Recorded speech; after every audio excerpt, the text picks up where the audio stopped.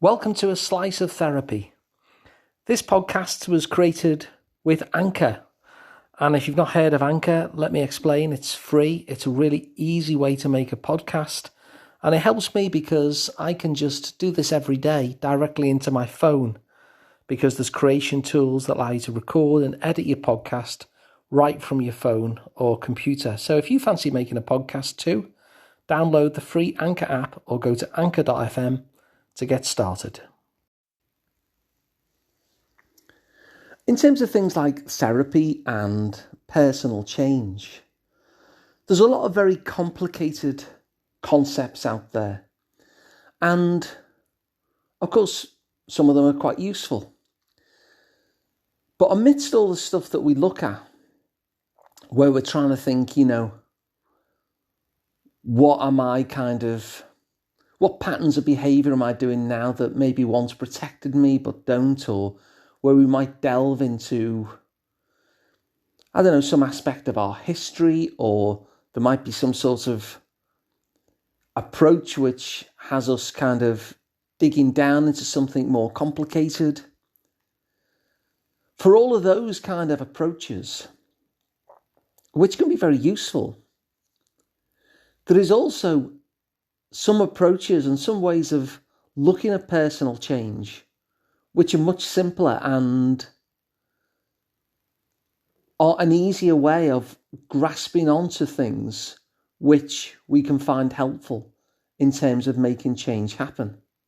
And of course, these things are not mutually exclusive. Some of these concepts which are quite complex and has us looking at various aspects of ourselves in order to gain more understanding of ourselves and more understanding of why we're doing the things that we do, they can be really useful. But also what can be really useful are these simple approaches that can very, very quickly get you connecting to that momentum of change. That can very quickly get you noticing things that you can actually use almost right away. And so in this episode, I want to look at one of those simpler things. And it's basically a phrase that you can kind of use as a way to enable some change within you.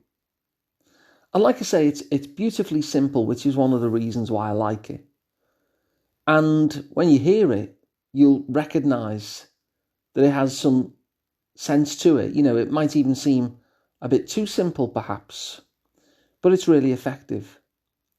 And so the motto that I want to give to you in terms of approaching change from a simple level rather than that more complex level is simply this. If something works, do more of it. And if something doesn't work, try something else. So it's a really simple way of looking at things, isn't it? If something works, do more of it. If something doesn't work, try something else. And there's two parts of that. The first one is if something works, do more of it. And I speak a lot about that on this podcast, actually. I'm often curious about when aspects of the life that we want are already showing up, even just to a small extent. I'm also curious about when the life that we want has shown up in the past, because it demonstrates to us our power and our ability to create that change. By creating that change, even to an extent in the moment, or having created that change in the past, we know that we can do it again.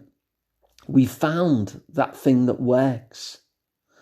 And then when we find something that works, like that motto says, do more of it. So on a very kind of simple level, to take it away from therapy stuff altogether, if a chef were to notice that his or her dish got really huge applause and plaudits and appreciation, then they might notice that the times that it got that level of appreciation were those times when they threw a little bit of garlic in. And so when they noticed that, well, what I'd really like is this dish to get the appreciation I think it deserves. Simply by saying, well, when has it? Oh yeah, it was the time that I threw the garlic in. Allows them then to, seeing as they've found something that works, to do more of it, to throw the garlic in all the time. Because they've found something that created the thing that they wanted, even to some extent, or even at some point in the past. And so when we find that, we can do more of it. And this is why in some of these episodes, I'm often inviting you to take a look back at where you created what you want in the past, even momentarily, even to a small extent. And that might be the very recent past, or it might be the distant past. It doesn't matter. What you're looking for there is times where you've created some element of that. Because once you spot that, you can identify, well, what did I do to create that? And once you know what you did to create that, or have even got a good guess as to what you might have done to create that, you can do it more. So change is already happening in the vast majority of situations, because aspects of what you want is already showing up or has already showed up in the past. And so it's not a case of you trying to find something new necessarily, although sometimes that's obviously the case. But often you can grab onto something which has been successful in the past and do more of it.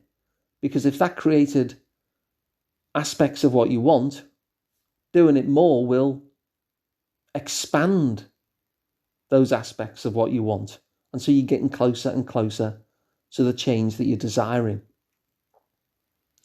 But the second part is just as useful and is sometimes overlooked. Because as well as there being things that are working that it might be wise to do more of, we can look at our lives and notice what's not working. And when we notice that there's something that isn't working for us, then it kind of makes sense to realise that perhaps we need to have a little experiment with trying something else in order to kind of break that pattern. And so, if you're noticing an outcome that you really don't want, whether it be that you're feeling unhappy or you're feeling lonely or whatever it happens to be, or you're not happy with your work life or you're not happy with finances, we all have something, don't we, that we could kind of look at and say, actually, that's the thing that I would like to improve. So as well as looking at where those improvements are already showing up to an extent, where are those friends that I've got? How did I create them? The finances that I have earned in the past, how did I create that? As well as that first part of the sentence, we can kind of assume in a sense that we've created a system that is generating for us something that we don't want.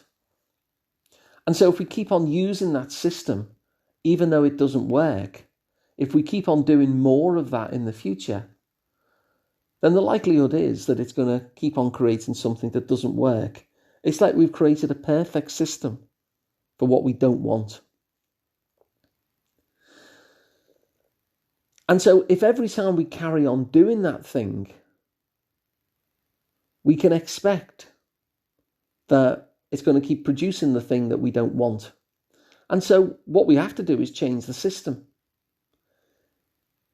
It's like if every time I use my dishwasher, then my kitchen floods, then there's some sort of change that needs to happen there, rather than just keep on carrying on how things are and keep on getting a flooded kitchen. And what that leads us to is a sense of playful experimentation, a sense of looking at the system that we've created that is bringing us the things that we don't want and start to tweak that system. And you can tweak it in a number of ways. You can do something completely different. Well, normally I do this, but I'm going to do that. So I don't know, normally I'm eating this for breakfast, but instead I'm going to eat that. Normally I'm staying in the house, but I'm going to go outside. You can start bringing little tweaks in, or you can actually bring new additions to the system, just in an attempt to try something different in order to create the thing that you want. But doing it in a playful kind of way, a way in which basically says, I don't know if this will work, but let's just try something else. On the basis of what's happened at the moment certainly isn't working. And so the something else has a chance of being better than something that certainly doesn't work. You're kind of increasing your odds of getting what you want by not doing something which will certainly fail. And so, like I say, there's a lot of complexity that we can go into, and it's often helpful to go into in terms of therapy, in terms of personal change, in terms of personal growth and development.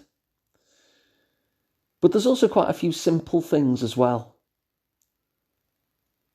And the simple thing that I really like a lot is that if something is working, you do more of it. Makes sense. And if something isn't working, try something else. Try changing the system that is getting you the thing that you don't want, because then you'll have a better chance of getting the thing that you do. And in those experiments, just have a notice. When you did this instead of that, how did it impact? What difference did it make? Did aspects of what you want show up when you made that little tweak? Or did they not? Is that little tweak something that you'd like to keep hold of? Or is that something else that doesn't work? And when you're assessing whether something works or not, don't be totalitarian about it, but notice the green shoots. Often we can miss the green shoots and think, well, that didn't work because I'm still in this position. Or that didn't work because things haven't changed sufficiently. And the key really in doing these experiments is to notice the small changes, notice the tiny differences. Because if it's made any change at all, if it's brought anything of what you want into the world where it didn't previously exist, then to an extent, it has worked and is worth paying some closer attention to. And so I'll leave it there for now.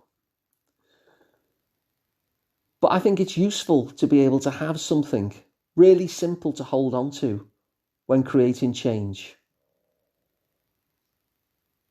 That if something works, do more of it. And if something doesn't work, have a try of something else. And then see how successful that something else is in creating something even a little bit closer to what it is that you want. So that's all from me. Thanks very much for listening.